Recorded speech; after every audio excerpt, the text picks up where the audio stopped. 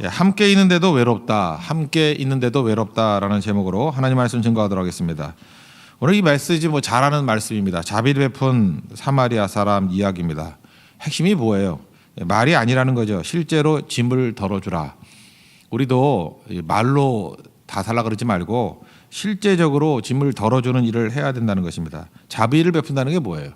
이 mercy라는 거, 이 자비라는 것은 말이 아니다. 실제 짐을 덜어주는 것이다. 이걸 말하고 있습니다. 율법교사가 나오는데 율법교사 하는 거 보세요. 무엇을 해야 영생을 얻겠습니까? 그랬더니 사랑하라 그러잖아요. 자기 입으로 다 얘기하죠. 근데 아는 것이 아니라 행하라는 것이라죠. 아는 건 다 알잖아요. 알긴 아는데 행하지 못하는 거를 요령이라 그러죠. 요령 신앙. 신앙도 아닙니다. 그리고 옳게 보이려고 전부 다 자기 주장이에요. 누가 이웃입니까? 이렇게 얘기하잖아요. 이거 자세하게 들어갈 것도 없고 율법교사는 말로 다 하는 사람이라는 거예요. 그러니까 우리도 말만 하고 실제로 어려움 당한 사람의 짐을 짊어지지 않으면 똑같다는 것입니다. 그러니까 말이 아니라 값을 지불해야 되고 희생할 줄을 알아야 된다는 것입니다. 우리 주변에 우리 자신도 그렇지만 고난당한 사람이 있습니다. 어려움 당하는 사람에게서 우리가 해야 될 일이 뭐냐면 될 수 있으면 말을 줄여야 돼요. 우리가 도우려고 그럴 때 자기 합리화가 있다 그랬잖아요. 미안하니까 말로 도와준다 그러나요? 말이 도움이 안 됩니다. 전혀 되지 않아요. 삶의 무게가 무거운데 말이 무슨 도움이 되겠어요? 위로가 얼마나 힘든지 아십니까? 위로로 제대로 할 수 있는 사람은 지혜도 있어야 되고 사랑도 있어야 돼요. 그 두 가지 교집합이 어렵기 때문에 그러니까 이렇게 생각하면 돼요. 내가 잘 모르는 사람은 말로 위로가 안 된다라고 생각하는 게 맞습니다. 그러니까 그 사람의 고난을 함부로 얘기하지 말아요. 가볍게 여기지 마십시오. 가벼운 게 아니거든요. 예를 들어서 적절한 충고, 이게 도움 안 됩니다. 우리가 충고 못 해요. 그리고 잘 될 거라 이렇게 막연한 위로, 이것도 전혀 도움되지 않습니다. 또 잘할 거라는 와닿지도 않는 응원, 이것도 도움이 안 되고 제일 열받게 만드는 게 나도 안다, 나도 느낀다. 네가 뭘 느껴, 네가 뭘 알아, 모르거든요. 고난의 또 컬러가 다르기 때문에 잘 모릅니다. 그래서 함부로 말하지 않는 거, 이게 중요하다는 것입니다. 그럼 굳이 우리가 해야 될 일이 뭐냐? 옆에 있어 주는 거예요. 옆에 있어 주는 거. 사람들은요, 실패의 조짐만 보여도 다 떠나가 버립니다. 그래서 끝날 징조만 보여도 다 떠나가 버려요. 여러분 경험하지 않습니까? 저는 여러 번 경험했는데 끝날 것도 아니에요. 끝날 징조만 보여도 싹 떠나가 버려요. 가짜들이 떠나는 거죠. 사람은 떠나도 주님은 떠나지 않습니다. 그래서 그게 오히려 위기가 기회가 되는 거예요. 끝까지 남는 분은 하나님밖에 안 계시는구나. 예수님이 계시는구나. 그래서 신앙이 생기는 거예요. 이전에는 주변에 사람들이 많으니까 하나님이 잘 안 보였거든요. 다 옆에 있는 줄 알고. 근데 이 끝날 조짐만 보여보라고요. 다 떠나가 버린다니까요. 그리고 신실한 몇 사람 남아있죠. 그 사람이 진짜 친구란 걸 깨닫게 되고 또 하나님은 안 떠나지죠. 온 세상 날 버려도 주 예수 안 버려. 우리 88장 찬송에 있잖아요. 그 찬송이 가슴에 와닿기 시작한다고요. 온 세상 날 버려도 주 예수 나를 안 버린다고. 그 신앙 고백이 나오게 된다는 것입니다. 여기 보세요. 이 강도 만난 사람이 있는데 제사장 31절인가요? 피하여 지나가고 떠나가 버리잖아요. 레위인 똑같이 피하여 지나가고 떠나가 버리잖아요. 여기 핵심이 뭐예요? 이 자비를 베푼 사마리아 사람, 그를 보고 불쌍히 여겼다. 그 마음의 얘기고, 그리고 가까이 갔대요. 이게 다른 겁니다. 어려움 나갈 때 그에게 진짜 도움이 되는 거는 이렇게 떠나가 버리는 게 아니라 가까이 가는 것, 함께 있어주는 것. 그리고 미래까지 책임져 주죠. 도와주고 난 다음에 2데나리온, 큰 돈은 아니잖아요. 한 데나리온이 일당이니까 한 20만 원 정도. 20만 원 정도 이렇게 맡겨두면서 이걸로 쓰고 돌아와서 더 돕겠습니다. 이거는 이제 부담은 되지만 큰 부담은 아니잖아요. 죽고 살 부담은 아닌데 이런 게 위로라고요. 그러니까 액수로 친다 그러면 우리 일반적으로 살 때 한 20만 원 정도, 그리고 미래를 책임져 준다 그래주고, 그리고 가까이 가는 거, 그리고 위험을 좀 감수하고 비난을 좀 감수하고, 이게 위로입니다. 차가운 판단, 성의 없는 공감, 이런 거 도움 하나도 안 돼요. 그러니까 실제적인 도움이 되는 이 부분으로 나갈 줄 알아야 된다는 것입니다. 위로는 철저히 상대 위주예요. 내가 이게 위로가 될 것이다 이렇게 얘기하면 안 되고, 상대방을 바라보면서 해야 되잖아요. 옛날에 썰렁한 유머, 제가 요즘에 아재 개그를 좋아하는 것 같은데, 어떤 대리가 이렇게 가다가 얻어 터진 모습으로 회사에 왔다 그러잖아요. 왜 그러냐 그랬더니 뭐 버스 타고 가는데 어떤 아가씨가 이렇게 엉덩이에 바지가 끼었대. 그래서 그거 아시죠? 민망해서 빼줬대. 그렇게 한 대 맞지요, 그죠? 어디 처녀 거기 손대요. 그래서 죄송하다고 다시 넣어줬대요. 그래서 더 터졌대요. 그게 알잖아요, 그죠? 그러니까 내가 볼 때 이게 진짜 뭐 조크지만 이게 만약에 진짜 순수한 남자라 그러면 뭐 딴 흑심 없이 이렇게 했다 그러면 뭐 순진한 거 아닙니까? 근데 문제는 뭐예요? 이거는 그 자기 입장에서 생각이죠.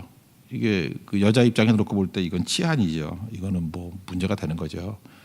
이게 뭐 웃자고 하는 얘기겠지만 옛날 얘기지만 그죠? 요즘에도 우리 이런 일들이 되게 많다는 거예요. 그 위로 당하는 사람한테 황당한 일인데 상대는 이렇게 얘기해요. 나는 그런 뜻을 한 게 아니고요. 좋은 의도로 했습니다. 그러더라도 문제죠. 그러니까 위로는 철저히 상대방 위주로 해야 된다는 것입니다. 마태복음 7장 12절 보니까 대접을 받고자 하는 대로 남을 대접하라. 그러니까 역지사지죠. 상대방의 입장에서 생각하라. 이걸 말하고 있다라는 것입니다. 우리가 겉으로 볼 때 사람들이 이렇게 좀 이렇게 멋있는 사람들이 있지 않습니까? 제가 책을 봐도 그런 것 같아요. 표지가 아무리 예뻐도 그 안에 담긴 내용이 지겨우면 그 책 오래 못 봅니다. 그래서 표지가 멋있는 사람들을 우리가 이게 평가를 할 때 와, 저 사람 표지가 멋있으니까 멋질 것 같아. 사실 그게 아니고 그 사람에게 진짜 위로가 되는 거는 표지가 멋있는 건 누구나 다 보거든요. 표지도 멋있지만 당신은 속이 더 아름답습니다. 이게 위로예요. 그러니까 우리가 서로를 소비해 줘야 된다 그러는데 표지를 소비하는 게 아니고 그 속을 소비해 주는 거예요. 당신의 신앙이 참 나에게 힘이 되고 위로가 됩니다. 이게 위로예요. 그러니까 그 속 사람을 소비해 주십시오. 속 사람을 같이 나누고 속 사람을 기뻐해 주고 즐거워해 주고 그럼 위로가 된다니까요. 근데 우리 상대를 소비해 주려고 그러지 아니하고 자기 얘기만 해요. 제가 지난번 얘기했잖아요. 우리 집사님 네 분하고 어디 갔었는데 여자 네 분이 앉아가지고 얘기를 하는데 네 명이 다 얘기를 해. 아무도 안 들어. 그러고도 얘기하더라고요. 그러니까 너는 너의 이야기하고 나는 나의 이야기를 한다고요. 함께 있는데도 불구하고 외로워 보이더라고요. 우리가 그러지 않습니까? 자기 얘기만 해요. 그러니까 외로운 거예요. 함께 있어도. 사실은 상대 입장에서 짐이 뭔가 그죠? 내 입장이 아니라 상대 입장에서 그걸 짊어지는 거 그게 훨씬 더 중요하다는 것입니다. 우리 위로 잘 못한다 이게 전제예요. 우리는 위로가 안 되는 존재예요. 그럼에도 불구하고 위로해 주려고 그러고 자비를 베풀려고 그러면 상대방의 입장에서 실제적으로 말이 아니라 짐을 덜어주는 거예요. 제가 지난번에 얘기했죠. 제 어려움 당할 때 진짜 위로가 됐던 사람은 옆에 있었던 사람, 그냥 가만히 있어주는 사람. 또 하나는 우리 집에 와가지고 청소해 준 집사님이 있어요. 청소해 준 거. 멘붕 오면 청소도 못 하거든요. 그다음에 밥도 못 먹는데 이렇게 마른 반찬 해다 준 분이 있어요. 제가 보니까 그래요. 뭐 한 2달인가 그 마른 반찬 그것만 먹었던 것 같아. 딴 거 할 힘이 없거든요. 그거 아니었으면 굶어 죽었어요. 밥만 어떻게 먹겠어요, 그죠? 그런 식의 그 짐을 덜어주는 거예요. 짐을. 그러니까 실제적으로 그렇게 사는 것이 진짜 자비를 베푸는 것이고 위로가 될 수 있다는 것입니다. 그렇다 그러면 우리 교회도 저는 제일 힘든 일이 그 선교 구제라고 생각해요. 선교하고 구제하는 거. 이건 우리 입장에서 선교하는 것이 있거든요. 우리 입장에서 구제하는 건 되게 쉬워요. 우리 기분 좋으라고 하는 거는. 그러나 하나님 나라의 관점에서 하나님의 관점에서 또 그다음에 그 어려움 당한 사람들의 관점에서 어떻게 섬기고 도울 것인가 이거 되게 어려운 거예요. 그래서 겸손해야 되고 일단 겸손하지 않으면 아무 소용없어요. 그리고 엎드려야 돼요. 초대교회가 구제하다 싸움 났다는 거 잊지 마십시오. 구제가 어려운 거예요. 굉장히 어려운 거예요. 지혜롭게 섬기지 못하면은 섬김이 오히려 공격이 될 수 있다는 것입니다. 특별히 어려움 당한 사람들 멀리하지 말고 가까이 갈 줄 아는.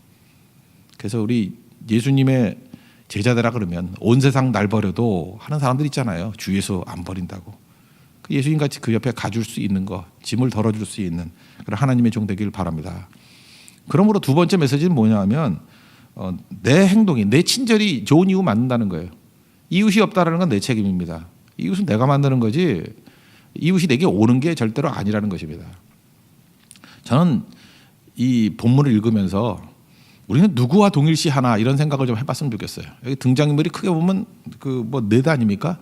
하나는 강도가 있을 것이고 강도, 그 다음에 강도 만난 사람 있을 것이고 둘, 그 다음에 이제 뭉뚱그려 가지고 제사장 레위인 이게 세 번째 그룹, 네 번째가 이제 자비를 베푼 사마리아 사람. 여러분 이게 읽을 때 내가 누구라고 생각하면서 읽으세요? 일단 강도라고 생각하면서 읽으시는 분은 별로 없죠. 내가 날 강도야 이런 사람은 없죠. 근데 실제로 다른 사람 궁지에 몰아넣는 사람이 강도지 뭐 딴 게 강도예요. 그 뭐 돈 벌기 위해서 그저 이렇게 뭐 남들의 아픔 생각 안 하면서 하는 것들 그게 강도죠. 그죠. 자기 정의를 위해서 상대방이 얼마나 고통을 당하는지 모르고 그냥 멋대로 하는 거 그게 강도지 뭐. 그 강도라고 생각하는 사람은 별로 없지만 강도가 있거든요. 그래서 한 번쯤은 이걸 말씀 앞에서는 자기를 비춰볼 필요성이 있어요. 내가 강도 아닌가. 목사님 저도 마찬가지예요. 저는 강도라는 입장에서 한번 생각해보세요. 내가 누구에게 강도였나. 그죠. 이렇게 어떤 때 설교할 때도 이렇게 말 함부로 해가지고 상처 준 사람이 있잖아요. 뭐 진짜 사실이 아닌 것도 이렇게 왜곡되게 볼 수 있고. 그거 강도지 뭐고. 그죠. 강도 될 때 있다니까요. 강도. 그럼 회개해야죠. 그거 아니라고. 또 하나는 강도 당한 자. 내가 피해자일 수 있잖아요. 근데 이건 될 수 있으면 좀 벗어났으면 좋겠어요. 하도 이렇게 피해자 의식을 너무 많이 가져가지고 이건 큰 도움은 안 되는 것 같아요. 우리는 주님이 위로해주고 세워줬으니까 내가 피해자라는 의식으로 너무 머물러 있는 건 도움이 안 되겠죠. 근데 어떤 때 내가 또 피해자라고 느낄 때가 있거든요. 주님 여기서 주님의 도우심으로 벗어나게 해주세요. 여기 머무르지 않게 해주세요. 이게 또 저한테 적용이 될 수 있고요. 세 번째 제일 많은 게 그거죠. 제가 목사니까 제사장과 레위인 어려움 당한 사람에게 피해가지 않나. 이렇게 우리 그런 거 하잖아요. 교회가 우리 교회 좋은 교회예요. 왜 그랬냐 그랬더니 나이스한 사람들이 많이 모여 있어요. 그 사실 좋은 교회 아닐 수 있죠. 교회는 병원인데 아픈 사람들이 와야 될 거 아니에요. 강도 만난 사람들이 와야 될 거 아니에요. 그렇다면 교회는 사회 전반적인 수준보다 더 어려움 당한 사람이 많아야 되는 게 맞지요. 그럼 그거를 당연시 여기고 그걸 기쁨으로 여기고 그걸 사명으로 여겨야 되는 건데 우리 잠깐 피하잖아요. 우리가 다 제사장과 레위인일 가능성이 크죠. 교회에서도 이렇게 좀 뭐 힘 있고 나이스한 사람, 친절한 사람 이런 사람이 좋잖아요. 우리 교회 안에서도 강도 만난 사람을 외면하는 경우가 있겠죠. 뭐 외적으로 뭐라 그럴까요? 뭐 이렇게 멋있게 생긴 사람이라든지 돈 많은 사람이라든지 뭐 아니면 친절한 사람이라든지 옆에 있으면 좋잖아요. 근데 아무래도 이렇게 상처 입고 하는 사람은 말도 함부로 하고 무례하고 있으면 힘들잖아요. 근데 거기를 가까이 가는 게 그게 자비를 베푼 사마리아 사람이라고요. 그런 모습이 있어야죠. 주님 적어도 이 제사장과 레위인 되지 않기를 원합니다. 이것도 한 번씩 점검해 볼 필요성이 있다니까요. 선한 사마리아 사람은 어떻죠? 이 사람은 가까이 가서 이제 도와주잖아요. 그리고 희생하잖아요.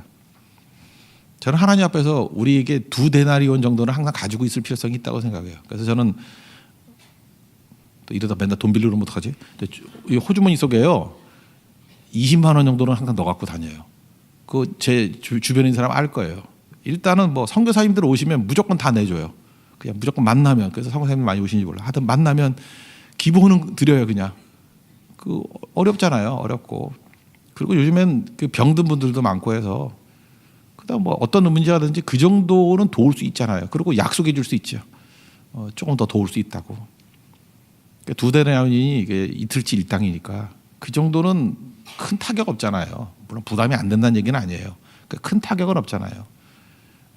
그런 모습으로 그냥 매일매일 축적해 가는 거. 그리고 이건 반복이에요. 끝이 없어요. 이렇게 강도 만난 사람은 끝없이 나타나요. 계속 그렇게 살아가는 게 그게 교회고 그게 신앙인의 삶이라고 생각을 합니다. 그렇게 하다 보면은 시간이 가면 갈수록 이웃이 늘겠죠. 그죠? 또 이러고 또 외면하는 사람도 있지만 또 그러면 어때요? 주님 앞에서 계속해서 가면 되겠죠. 예수님 질문이 뭐예요? 우리는 항상 질문이 이거잖아요. 내게 이웃이 없어 그러는데 예수님의 생각은 이거예요. 강도 만난 사람이 있다. 36절 보세요. 네가 생각하기에는 이 세 사람 중에 누가 강도 만난 자의 이웃이 되겠느냐.